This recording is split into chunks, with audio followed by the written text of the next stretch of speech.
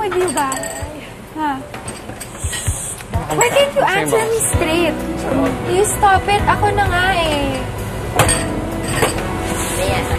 Wala akong gano'n kumain. Ako na. Okay lang ako dito. Promise.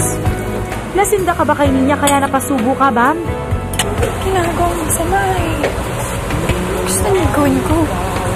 Si Fred lang pala makakapag-convince kay Ninya kumain. Para kayong nagde-date sa school cafeteria. Bam, ayos lang ba tayo dyan? Hindi pa rin nagsasalita si Bam. Bagay na ikinalugmok ng komedyante. Ano to? Gusto mo na rin bang umalis? Malamang hindi ka papayagan ng mga housemates mo. You're not gonna leave. Oh. Sacrifice tayo para sa kanya. Kahit na siya lang magsalita sa akin.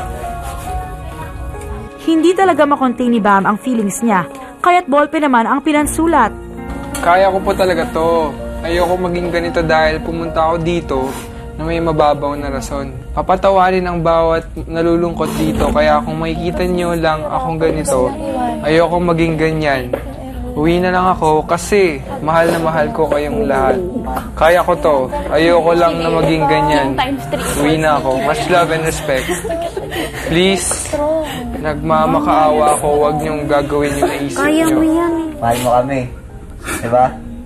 Kung mahal mo kami, hindi ka magkakaganyan. Oo. Hindi mo kami papahirapan. Diba? Please. Diba? Kasi, pag nakikita namin umiiyak ka, tsaka malungkot ka, nahihirapan din kami.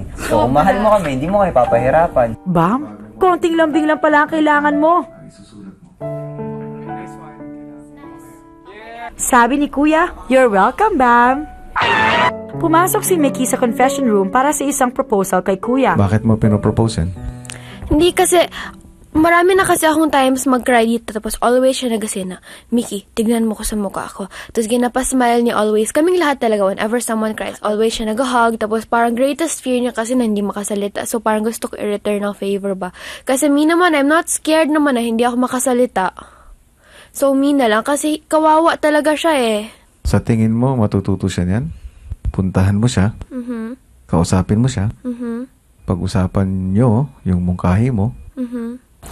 Gusto ko return ng favor sa'yo, Bam, kasi ikaw always nagpa-laugh sa akin pag nag-cry ako. Malamig ka?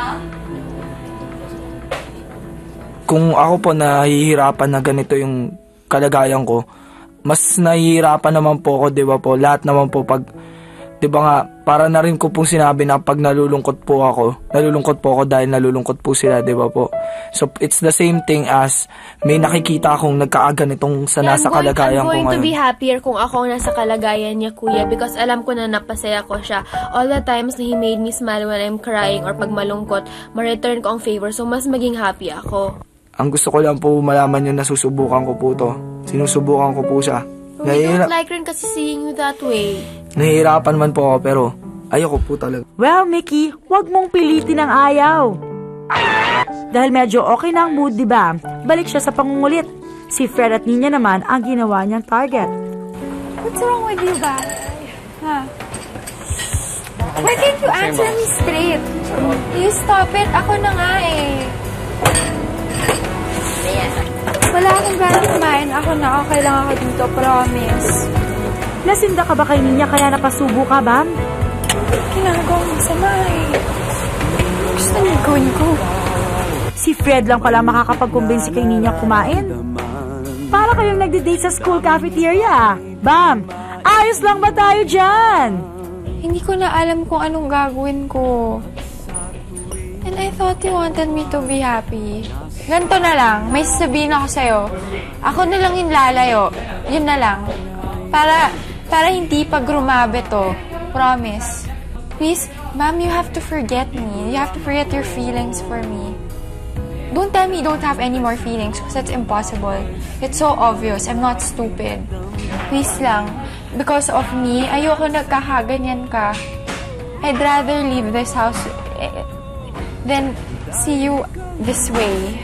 And please don't say that you'd leave this house because honestly, it's really annoying me already.